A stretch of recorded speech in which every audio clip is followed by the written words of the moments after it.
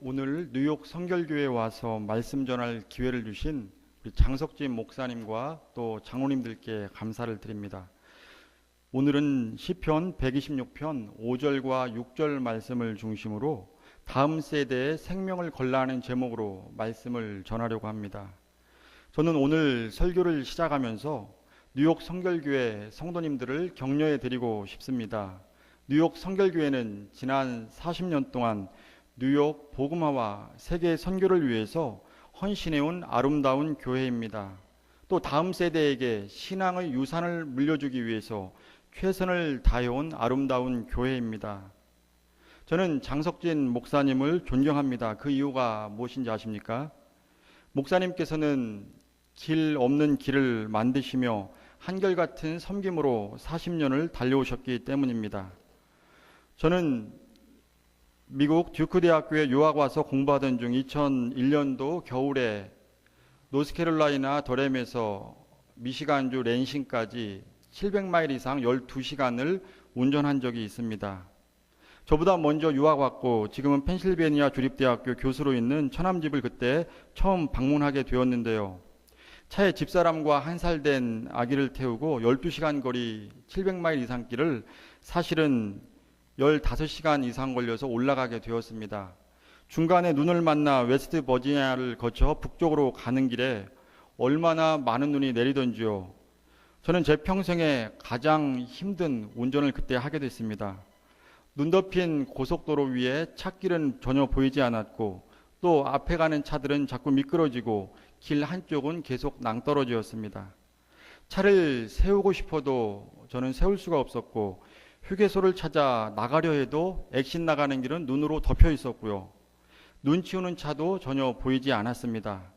여러분, 그때 제가 어떻게 앞도 보이지 않는 길을 끝까지 달려간 줄 아십니까? 제 앞에 가는 차가 길 없는 길을 만들며 지나가면 저는 그 길을 따라갔습니다.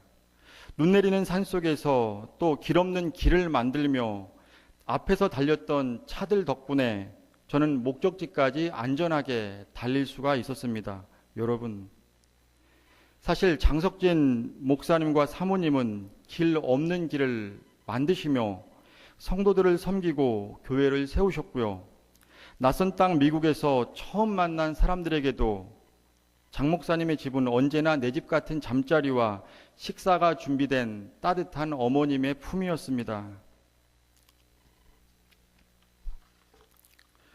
여러분, 저는 여러분 교회 3층 선교관에서 오늘 설교를 준비하며 제 지나온 인생의 시간들을 돌아보게 되었습니다.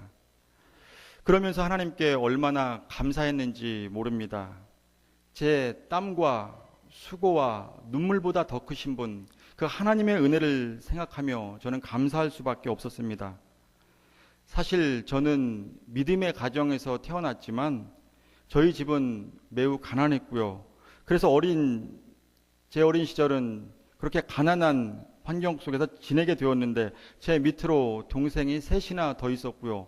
중학교에 다닐 때까지 한 방에서 6식구가 자야 했습니다. 여름 장마에 비가 새어 들어오고 겨울에는 플라스틱 지붕 위로 방에 누우면 천정이 쌓인 눈이 보이는 그런 집에 살았습니다. 저는 시골 대전에서 올라와 서울로 혼자 대학을 다니게 되었습니다. 장학금으로 학비를 해결하고 아르바이트로 생활비를 해결했습니다. 연세대학교 재학 시절 대학 도서관에서 다른 친구들이 공부할 때 저는 4층에 있는 그 커피 자판기에 재료를 넣기 위해서 어깨에 메고 올라가는 그런 아르바이트를 하기도 했습니다. 여름방학 때는 이화여대 앞에 있는 대연 파출소에서 방범대원 아르바이트도 했고요. 캄캄한 새벽 3시부터 아파트 단지에 세워진 차들을 찾아다니면서 세차해주는 아르바이트도 1년 넘게 하기도 했습니다. 그러면서 저는 어떤 때는 고등학교 다니는 여동생 학비를 보내주기도 했고요. 그런데 그때에도 하나님이 나와 함께 하신다는 그 한 가지 때문에 얼마나 감사하고 행복했는지 모릅니다. 군복무를 마치고 고향집에 갔을 때 가정 형편 때문에 대학 진학을 포기한 여동생을 설득해서 수능 문제집을 사다 놓고 대학을 들어가게 만들었습니다. 그때 그 동생들이 지금은 제 목회에 얼마나 힘이 되어 주는지요. 목회에 전념하는 저희 부부를 대신해서 부모님께 집을 사드리기도 했습니다. 저는 사실 돈을 모아서 미국에 유학 오고 싶어 했는데 하나님께서는 하나님의 방법으로 미국에 오게 만드셨습니다. 공부를 마치고 워싱턴에서 13년 동안 담임 목회를 할 수 있었던 것도 전적인 하나님의 은혜였습니다. 그리고 오늘 뉴욕 성결교회에서 말씀을 전하게 하신 것도 전적으로 하나님의 은혜입니다. 여러분, 생각해 보니까 실패가 끝이 아니었습니다. 한 번, 두 번, 10번, 20번 실패했다고 실패한 인생입니까? 아닙니다. 포기가 끝입니다. 절망 속에서 포기할 때 그때가 인생의 끝입니다. 한 주 동안 먼저 세상을 떠난 사람이 통계적으로 지구상에는 100만 명이 넘다고 합니다. 그러니까 여러분의 생명이 있는 한 하나님께서 여러분을 통해서 하실 일이 있는 겁니다. 여러분, 우리 성도에게는 하나님께서 주신 사명이 있습니다. 사도행전 20장 24절 앞부분인데요. 나이 달려갈 길과 주 예수께 받은 사명을 붙들고 사는 인생이 행복한 겁니다. 사명을 감당하며 사는 인생이 복된 인생입니다. 저는 워싱턴에서 오래전에 금반지를 사러 금은방에 갔다가 금은방 주인에게 교회에 다니는지 물었습니다.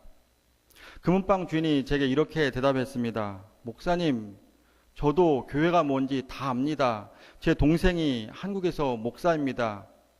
저는 제가 수십 년 전에 미국에 이민 와서 하루 15시간 이상 보석 다듬는 일을 했기 때문에 지금 같은 불황에도 다른 가게에서 보석 다듬는 일을 일감을 주기 때문에 밥은 먹고 삽니다. 여러분, 아니 미국 땅에 와서 밥 먹지 않고 사는 사람이 어디 있습니까? 매일 15시간 일하면서 수십 년 동안 지금까지 일만 하며 살았는데 교회도 다니지 못한다면 얼마나 억울합니까? 여러분, 우리 성도는 하나님의 사명을 감당하며 살아야 행복합니다. 예수님께서 친히 당부하신 지상 대명령이 무엇입니까? 마태복음 28장 19절 말씀입니다. 너희는 가서 모든 족속으로 제자를 삼아 아버지와 아들과 성령의 이름으로 세례를 주고, 여러분, 아버지의 뜻을 헤아리는 자식이 철든 자식입니다. 여러분은 이미 복을 받은 인생입니다. 요한일서 1장 12절 말씀입니다. 영접하는 자, 곧 그 이름을 믿는 자들에게는 하나님의 자녀가 되는 권세를 주셨으니, 아니 하나님의 자녀가 되었는데 이것보다 더 큰 복이 어디 있습니까?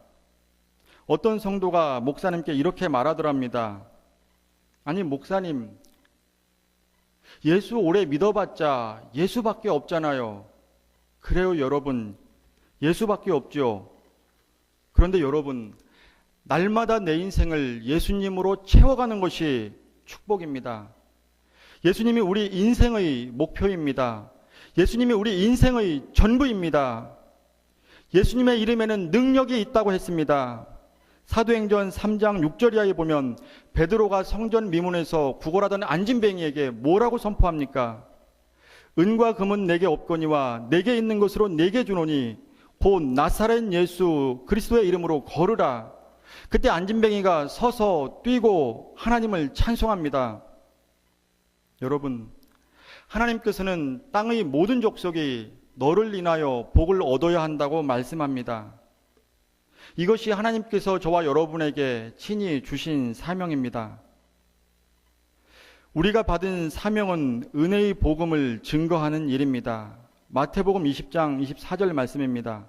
나의 달려갈 길과 주 예수께 받은 사명, 곧 하나님의 은혜의 복음 증거하는 일을 마치려 하면은, 제가 사는 곳에서 30분 떨어진 곳에는 워싱턴 DC에는 링컨 기념관이 있고요. 그 옆에 한국전 참전 기념비가 있고 그 뒤에는 6.25 때 참전했다가 희생당한 무명 용사들의 동상들이 있습니다. 그 기념비 뒤 담벼락에는 이런 글씨가 새겨져 있습니다.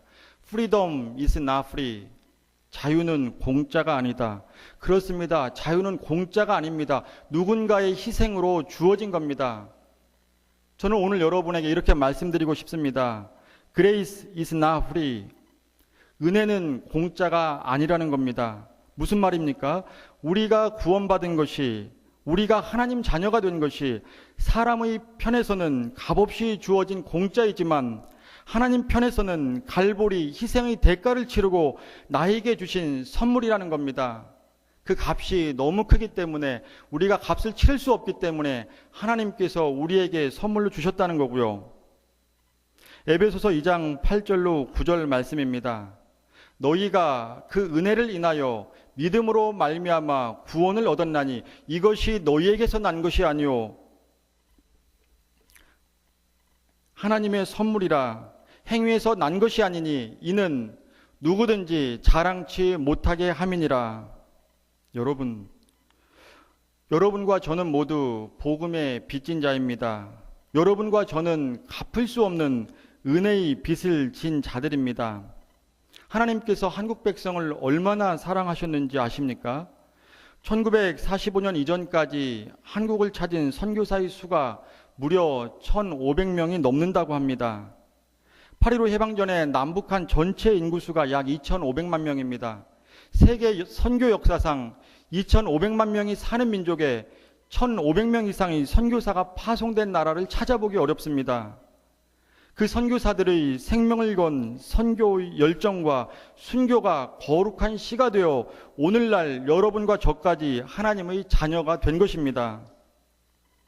이제 우리 사명은 그 은혜의 복음을 다음 세대에게 그리고 땅끝까지 전하는 일입니다. 성경 에스더 4장 14절에 보면 아하수에로 왕의 왕후가 된 에스더에게 모르드게가 찾아와서 이렇게 말합니다.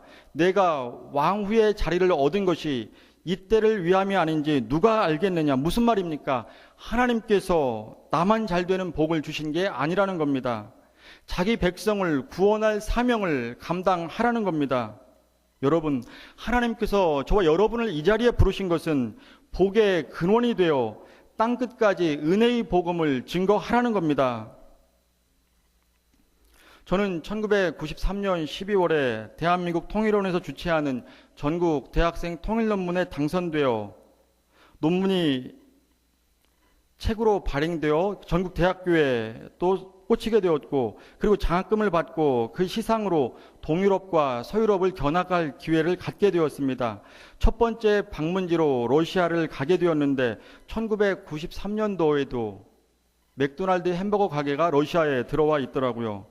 그런데 햄버거 한 개를 사 먹기 위해서 무려 4시간씩 줄을 서고 있는 겁니다. 여러분, 미국에서 가장 싸고 흔한 햄버거, 혹시 여러분 중에도 햄버거 한 개를 사 먹기 위해서 2시간 이상 혹은 4시간씩 줄을 서본 분 계십니까? 대답이 없으신 거 보니까 아무도 안 계시죠? 그때 당시 러시아는 한국에서 7억 불의 차관을 빌려다 쓰고 대한민국에서 경제적 원조를 받고 있었습니다. 그 당시 러시아 신문 사설을 보면 러시아 국민들이 가졌던 질문은 이런 겁니다. 왜 세계에서 땅이 가장 넓고 천연자원이 풍부한 러시아의 대통령이 세계에서 땅도 작고 천연자원도 없는 대한민국에 손을 벌려야 하나? 다음날 모스크바의 붉은 광장을 걷다 보니 그곳에도 교회는 있었습니다. 그런데 그 교회는 하나님을 예배하고 선교하는 교회가 아니라 관광객들이 사진 찍고 지나가는 교회였습니다. 러시아는 대한민국보다 훨씬 먼저 1세기 초에 초대교회의 복음이 일찍부터 들어간 나라였습니다. 약 1000년 전에 로마 카톨릭과 분리되면서 동방정교회가 시작된 나라이기도 합니다. 그런데 복음 전파의 사명을 감당하지 못할 때 교회는 관광지가 되고 경제적으로 어려운 나라가 되었습니다. 여러분, 우리는 다음 세대에게 복음을 전파하는 일에 생명을 걸 수 있어야 합니다. 미국은 처음에 동네가 생길 때마다 가장 먼저 교회를 세우고 학교를 세우던 나라였습니다.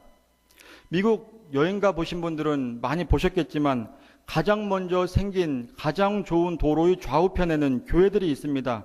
미국은 지금까지도 대통령 취임 선서 때 성경에 손을 얹고 서약하는 나라입니다. 그런데 여러분, 현재의 미국이 미래를 향해 나가는 방향을 볼 때 저와 여러분에게는 기도해야 할 제목이 참 많이 있습니다. 저희가 13년째 사용하고 있는 미국 교회를 가만히 보니까 처음에는 300명 넘게 출석하던 정말 아름다운 교회였습니다. 그런데 최근 미국 교회 담임 목사님이 또 교회에서 저에게 보내준 소식지를 읽어보니까 그 교회는 10년 전에 평균 250명 이상이 주일 예배에 출석했다고 합니다.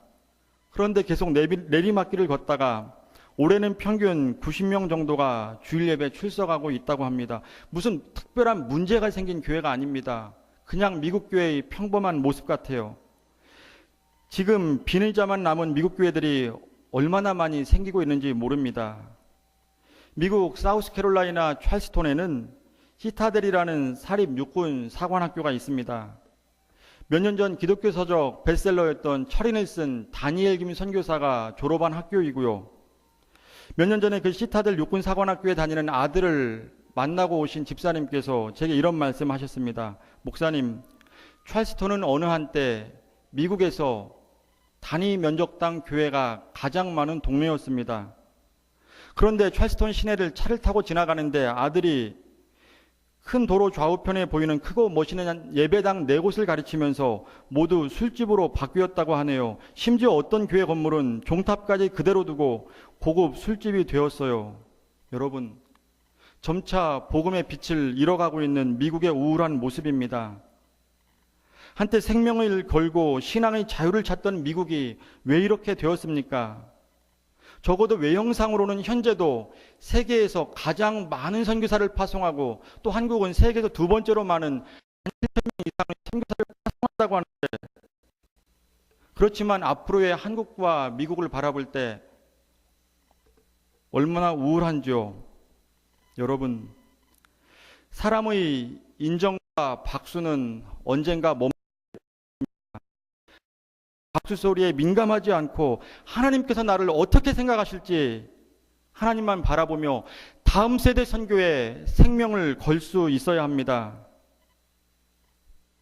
사실 저희 교회를 통해서 세례도 받고 아이들이 신앙생활 하다가 큰 교회를 다니겠다고 떠나셨던 가정이 워싱턴에서 첫 번째 혹은 두 번째 큰 교회를 다니다가 다시 돌아오게 될 때 그 교회에 EM 선교사가 없어서, EM 사역자가 없어서, 찬양팀이 부족해서, 셀이 부족해서, 제자훈련 성역공가 부족해서 돌아오는 게 아닙니다. 그 한 성도 하나를 기억하고 기다리는 단 한 사람을 만날 수만 있다면, 그래서 아이들이 다시 돌아오고 또 부모님들이 돌아오게 되었을 때 그 아이들에게, 우리 뉴욕 성결교회도 찬양을 열심히 하시죠. 아이들에게 피아노도 가르치고요, 교회에서 바이올린도 가르치고요, 그리고 성가대 가운을 한국에서 들여와서 9년 전부터 어린이 성가대도 조직해서 매주마다 아이들이 성가를 외워서 찬양을 하게 하고요. 저는 사실 음악을 잘 모릅니다. 그런데 아이들에게 3개월 동안 부를 찬양을 전도사님께 부탁을 해서 CD에 다 녹음을 해서 가사와 악보까지 나누어 주면 아이들이 차에서 듣고 집에서 듣고 결국은 악보 없이 앞에서 가운을 입고 찬양을 하는 겁니다. 그리고 이따가 아이들이 또 스트링을 배울 때 오케스트라를 만들어서 또 교회에서 찬양을 하고요. 그리고 가장 최근에는 찬양팀 밴드를 이젠 청년들이 아니라 학생들이 하게 하니까요. 아이들 가운데 그 드럼을 치기 위해서 4명, 한 명의 그 가르치는 선생님과 4명의 그 학생들이 5주 만에 한 번 들어오는 순서를 기다리면서 얼마나 좋아하고 기다리는지요. 여러분, 하나님만 바라보며 다음 세대 선교로에 생명을 걸 수 있는 또 여러분의 교회가 될 수 있기를 바랍니다. 교회에 어려움이 생길 때마다 이렇게 말씀하시는 성도들 때문에 저는 참 많이 힘이 났습니다. 목사님, 괜찮으세요? 걱정하지 마세요. 교회는 하나님이 세운다고 말씀하셨잖아요. 더 좋은 사람을 보내주실 겁니다. 그리고 교회를 위해서 목회자를 위해서 기도하는 겁니다. 오직 하나님의 뜻을 좇아 기도하는 여러분 모두가 되시기를 주의 이름으로 축원합니다. 여러분, 헌신이 무엇입니까? 사도행전 20장 24절 후반부에 보니까 나의 생명을 조금도 귀한 것으로 여기지 아니하노라 말씀했습니다. 여러분, 많이 받은 자가 많이 드리게 되어 있습니다. 많이 용서받은 자가 많이 감사하게 되어 있습니다. 예수님 때문에 생명까지 받은 자가 생명까지 드리게 되어 있습니다. 예수님 때문에 인생 전체가 바뀐 자가 자신의 인생 전체를 주를 위해서 드릴 수가 있는 겁니다. 모리아산에 제물로 드려진 이삭을 기억하십니까? 창세기 22장 2절에서 하나님은 이렇게 말씀하셨습니다. 내 아들, 내 사랑하는 독자 이삭을 데리고, 하나님께서는 그냥 내 아들이라고 말씀하지 않으셨습니다. 내 아들, 내 사랑하는 독자 이삭이라고 하나님은 말씀하셨습니다. 그런데 하나님은 이 표현을 무려 3번이나 쓰신 겁니다. 창세기 22장 12절입니다.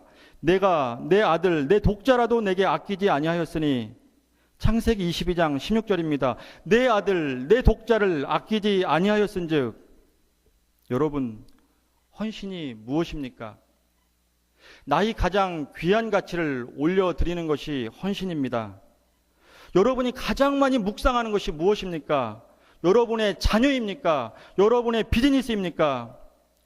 여러분이 가장 많은 시간 애태우고 고민하고 바로 그 부분까지 하나님께 완전히 올려드릴 수 있을 때 여러분의 마음까지 드려야 100% 헌신입니다. 아브라함이 이삭을 바치기로 결정했다는 것은 자신의 가장 귀한 가치를 올려드리기로 결정했다는 겁니다. 놀랍게도 하나님께서는 이 헌신의 터 위에서 하나님의 첫 번째 성전을 세우셨습니다. 하나님은 아브라함이 사랑하는 독자 이삭을 바쳤던 모리아산을 기억하셨고요. 나중에 다윗이 범죄했을 때 온역의 심판을 통해서 수많은 사람들이 죽어나갈 때 그 심판의 재앙을 오르난의 타작마당에서 멈추게 하셨습니다. 이 오르난의 타작마당이 어디인지 아십니까? 아브라함이 100세에 난 아들 독자 이삭을 하나님께 바치기로 결정했던 헌신의 자리입니다. 하나님께서는 그 헌신의 자리에 첫 번째 성전터를 세우셨고요. 솔로몬을 통해서 성전을 짓게 하셨습니다. 여러분, 하나님은 오늘도 우리의 헌신을 기억하시고 그 터 위에 하나님의 아름다운 교회를 세워나가기를 원하십니다. 오늘 말씀을 듣는 여러분의 헌신의 터 위에서 뉴욕 성결교회가 더욱 아름답게 부흥할 수 있기를 바랍니다. 무엇보다 다음 세대에게 복음 전하는 일에 아름답게 쓰임받는 여러분 모두가 되시기를 바랍니다. 제가 장 목사님께 한번 대화할 기회가 있을 때 장 목사님께서 저희 교회 워싱턴 감사교회 이름으로 한국 성결신문에 교회를 소개하는 그 광고를 4년 동안 낸 것을 기억하시며 한번 물으시더라고요. 그래서 그 일들을 통해서 많은 사람들이 연락 왔죠. 그런데 여러분, 제가 한국에 마지막에 있던 그 신촌교회에서 12년 동안 신앙생활하던 교회에서 같은 교육부서에 계셨던 그 장로님께서 그때 당시에 성결신문 사장으로 4년째 계시다가 그 미국 총회에 오게 됐을 때 목사님, 제가 목사님 뭘 도와드릴까요? 그래서 제가 저희 교회에서 한국에서 처음 워싱턴에 발을 디딜 때 공항에서 영접하고 학교도 찾아드리고 집도 구해드리고 뭐 제가 명함도 못 내밀어요. 우리 장 목사님 섬기신 것에 비하면 저는 정말 무슨 이야기를 할 수 있는 그것은 아닌데요. 그런데 그렇게 제가 그 일들을 감당하면서 그러면서 제가 한 사람 한 사람 영접을 하게 될 때 다 결실을 맺은 것은 아니었습니다. 어떤 때는 집이 불편하다고 해서 2달 안에 6번이나 이사를 시켜드리고 함께 움직이기도 했고요. 그런데 여러분, 그 가운데서 한 사람 한 사람 아이들까지